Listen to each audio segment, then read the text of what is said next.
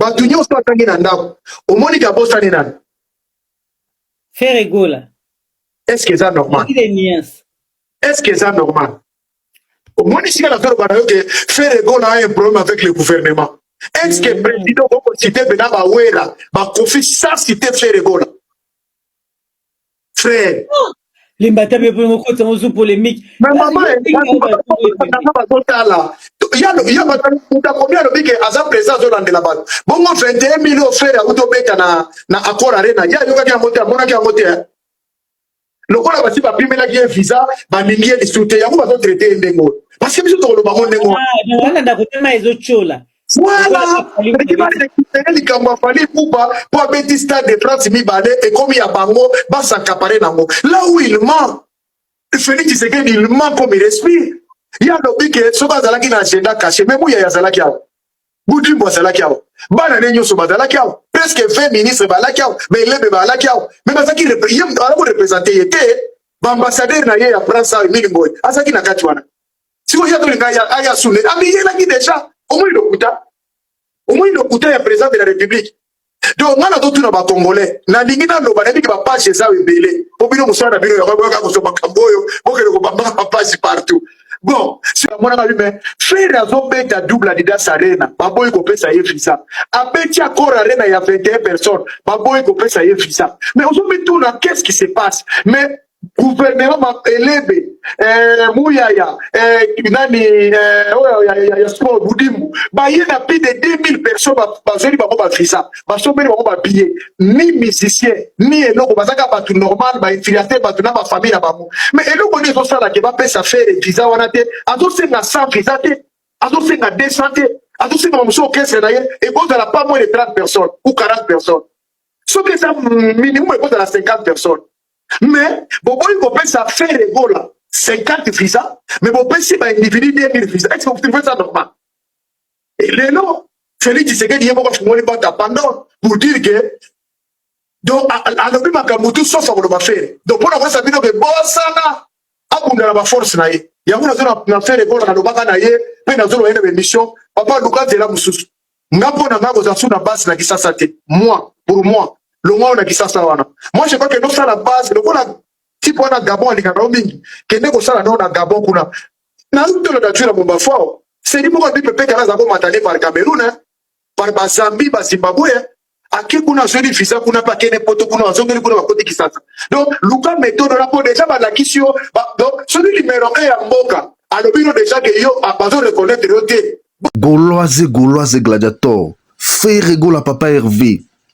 Nzamba apesaka moto aza makasi combat les plus difficiles. Apesaka ba faible ba sala na bango biloko pampamba. Yango ba Gauloise ba gladiator. Boye ba ki Nzambe apesi faire gola devoir, apesi faire gola mission. Ya ko propulser la rumba congolaise à l'international à travers ba pays belé. Raison pour laquelle bomona l'État n'a biso à soutenir faire gola jamais.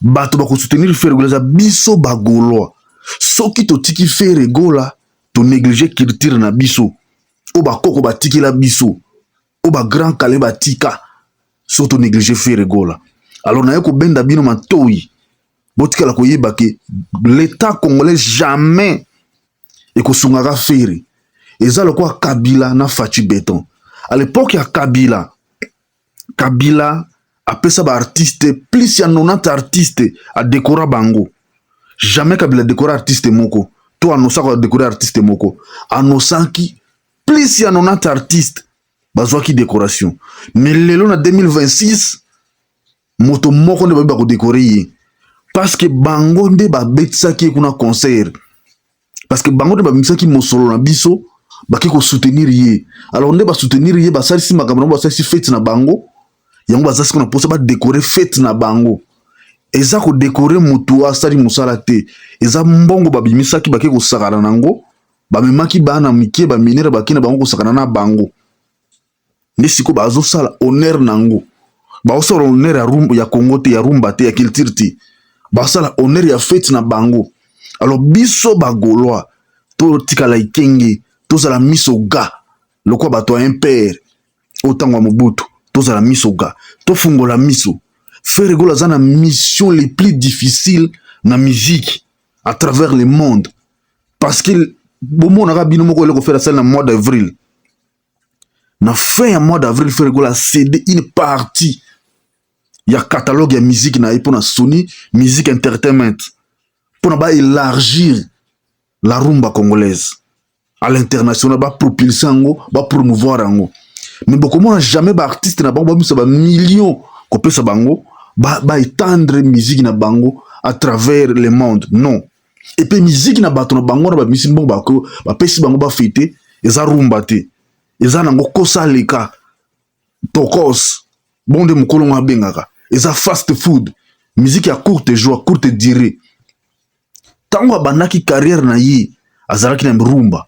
Amoni qu'avec rumba eza mission les plus difficiles ya kokokana été a migrer vers la musique oyo manzanza après quelques jours limwe soko lingo ba grandeur à Ferregola banda ko ka Ferregola régulièrement na Tongo 5h 4h du matin alimi radio Tianze momo a faire toutes des chansons yokango zo semaine mobimba zo nzembo moko landa kango na Tongo nyonso.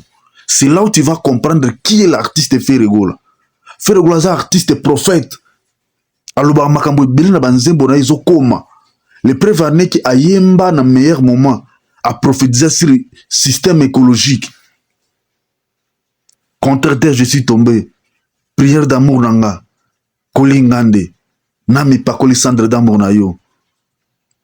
Faire aloba makambo pollution. Aloba makambo réchauffement climatique. Ayemba ngona kibolingo. Na 2006.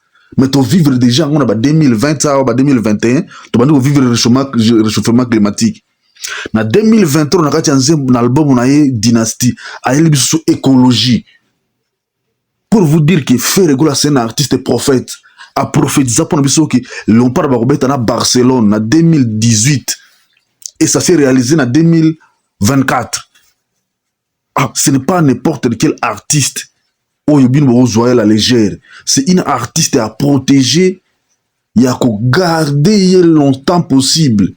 Il y a un bazo bondisa yi, ba yebi qui à travers yi, ba ko vendre musique na biso d'une manière propre. Raison pour laquelle moi yeba pe ça chance zati. Parce que Ferregola dénonce ma na bango. Souvenez-vous tant on Ferregola qui na bumba, abela ki makambo loso ya bumba.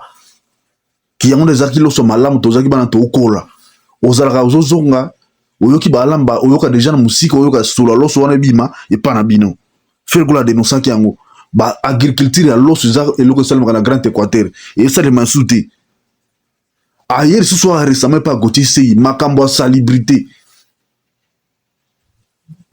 balabala est comme solo même na biso ba jeune au leto bon c'est le bosso le pan on a biso to kokango te Ferregola interpeller biso. Na francophonie, Ferregola a dénoncé ce qui ne se dénonçait pas na francophonie, guerre à Est. Akena Dida Saren a dénoncé guerre à Est. Tout ça, ils ont un combat au Ferregola, il faut vivre en parce que Ferregola a loba makambo, il faut la palifa loba en public. Ferregola a dénoncé qui mouille, qui mouté mamabe en public, raison pour laquelle bazako combattre Ferregola na biso. Ferregola a combattu parce qu'elle a la musique à malam. Non. Ferregola a combattu parce qu'elle a dénoncé mauvaise gestion. Il y a République démocratique du Congo. N'a pas mauvaise gestion à dirigeant. Na biso. Raison pour laquelle bazo coincé Ferre. Balingi na bango monto à dénoncer bangote. Soko dénoncer moyibi na bangote, bako misa ba million ba pesio. Mais soko bandika ko dénoncer.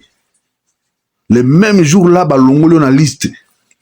Okozora sous subvention te ba ko memaka sous dossier na likolo te yango Ferregola zo souffrir parce que Ferregola la vérité et Ferregola nous sommes derrière toi nous les jeunes conscients toza simana yo papa toko bunda bitumba ensemble na yo toko tika yo mon côté parce que ça bitumba ya biso de génération en génération to protéger avenir ya bana na biso to bota pour protéger au Ferregola, pour défendre jusqu'à dernière énergie. À moins que va supprimer la chaîne YouTube na biso, ba Facebook na biso, ba TikTok na biso.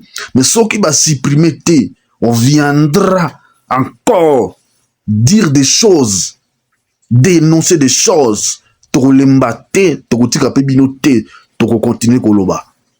Pizoli ya innocent, et l'équipe prière, ya ba toi mitema mabeo. ata bamataki mangengengeo bayini na Feregola bozoluka nini. Feregola sala mingi moto azosomnole bino bozoloka ye akufa ye.